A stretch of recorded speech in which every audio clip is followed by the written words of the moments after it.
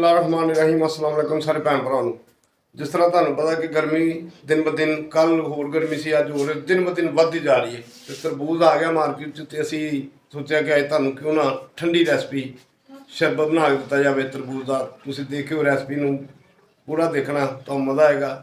बना के तुहानूं दिखाने आओ देखो किस तरह बनता। लो जी भैनों ते भराओ इन्नी कि असीं बर्फ लैनी है, जिन्ना तुसीं ठंडा ज़्यादा करोगे उन्ना ही ज़्यादा मज़ेदार बनेगा। असीं इन्नी बर्फ पान लगे जग 1 किलो साढ़े को तरबूज है ये भी पा लो। बी असीं ये जेड़े सानूं नज़र आ रहे सी उसी कढ़ लिया बकाया असीं इनूं छान लांगे, रह भी जाते हैं इस तरीके नाल। ठीक है जी, ये नींबू का रस है 2 नींबू है जी। माशाल्लाह पुदीना साडा अपना छाते लगा होया सी, ए ओही लै गए देसी है छोटा छोटा, देखो खुशबूदार बहुत। ए थोड़ा जिहा जाएगा इन्ना इस तरीके नाल, बस होर नहीं जाएगा। पुदीना असीं पाता है, बर्फ पाती है, तरबूज पाता, हुण असीं मशीन चलाउण लगे।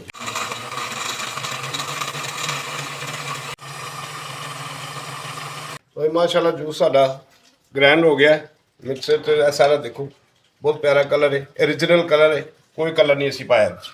ऐसी छान लैने इनू इस तरीके नाल। ऐसी इनू इस करके छान रहे ताकि जिहड़ा इहदे विच कोई बी रह गया ना वो सामने आ जाए तो निकल आवे। कई वैसे भी इस्तेमाल कर लेंगे मगर छान के ज़्यादा कर देने। देखो ना हल्के हल्के बीज जिहड़े ऐसे निकल आए हैं।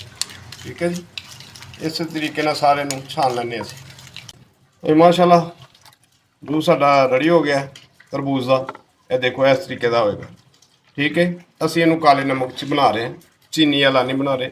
चीनी वाला दोबारा तुहानूं बना के दसांगे, अज नमक वाला जूस बना रहे हैं, काले नमक वाला। ठीक है जी, बहुत ही मज़ेदार बनता है। डिश आउट करके तुहानूं दसांगे।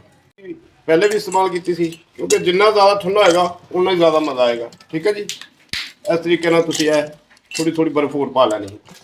काला नमक है अपने टेस्ट के हिसाब नाल तुसीं इहनूं पा सकदे जी। ठीक है, ठीक है। माशाल्लाह असीं डिश आउट कर रहे हैं गिलासां।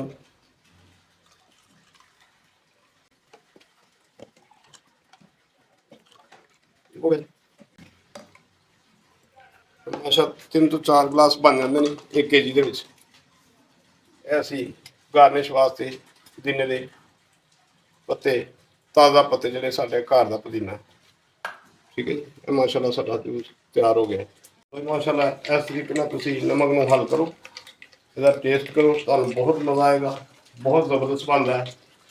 तो भैनों ते भराओ तरबूज का यह जूस असीं अज बनाया है, यकीनन तुहानूं पसंद आया होएगा। ये बहुत मज़ेदार बनता, बहुत ठंडा होंदा है। इनू इस्तेमाल करया करो, गर्मी का मौसम है, तरबूज आ गया। दूसरा सानू कमेंट भी करया करो, लाइक भी करया करो, सबसक्राइब भी करया करो, तो दुआवां च याद भी रखा करो। तो वीडियो नू देखा करो तो घंटी भी दबा दिया करो ताकि आने वाली हर वीडियो तुहानूं बासानी मिल जाए। ठीक हो गया, हुण अगली नवी वीडियो च मिलांगे। अल्लाह हाफिज़।